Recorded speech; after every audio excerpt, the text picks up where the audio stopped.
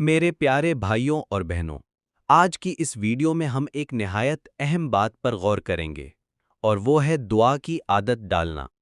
اللہ تعالیٰ اپنے بندوں کی دعاؤں کو پسند فرماتے ہیں۔ دنیا میں کوئی شخص ایسا نہیں جو غم اور پریشانی سے بچا ہو۔ ہر ایک کو کسی نہ کسی وقت دکھ، تکلیف اور مشکل کا سامنا ہوتا ہے، لیکن یاد رکھیے، ان سب کا اصل حل اللہ کے سامنے ہاتھ اٹھانا ہے۔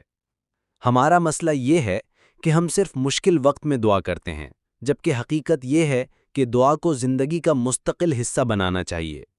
اگر ہم روزانہ دعا کریں تو یہ نہ صرف ہمارے گناہوں کی معافی کا ذریعہ بنے گی، بلکہ اللہ کے ساتھ ہمارا تعلق بھی مضبوط ہوگا۔ دعا کرنے سے رحمتیں نازل ہوتی ہیں اور گناہوں کی معافی ملتی ہے۔ حدیث میں آتا ہے کہ جو بندہ دعا نہیں کرتا، اللہ اس پر ناراض ہوتے ہیں۔ اس لیے دعا کو اپنی عادت بنائیں۔ دعا کی قبولیت کے بھی کچھ شرائط ہیں۔ دعا پکی امید اور یقین کے ساتھ کی جائے۔ دعا میں صبر اور عاجزی ہو۔ دعا کے آداب کا خیال رکھا جائے، جیسے اللہ کی حمد، درود شریف اور عاجزی کے ساتھ مانگنا۔ بھائیو، دعا کبھی ضائع نہیں جاتی۔ یا تو وہ فوراً قبول ہو جاتی ہے، یا کسی مصیبت کو ٹال دیتی ہے، یا پھر قیامت کے دن کے لیے ذخیرہ کر لی جاتی ہے۔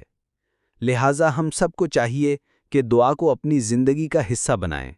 چھوٹی سے چھوٹی ضرورت کے لیے بھی اللہ سے مانگیں، بڑی مشکل کے لیے بھی اللہ سے مانگیں۔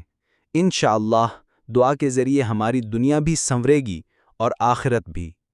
مزید ایسے ہی دینی اور اصلاحی بیانات کے لیے ہمارا چینل دینیات پلس سبسکرائب کریں اور بیل آئیکن ضرور دبائیں۔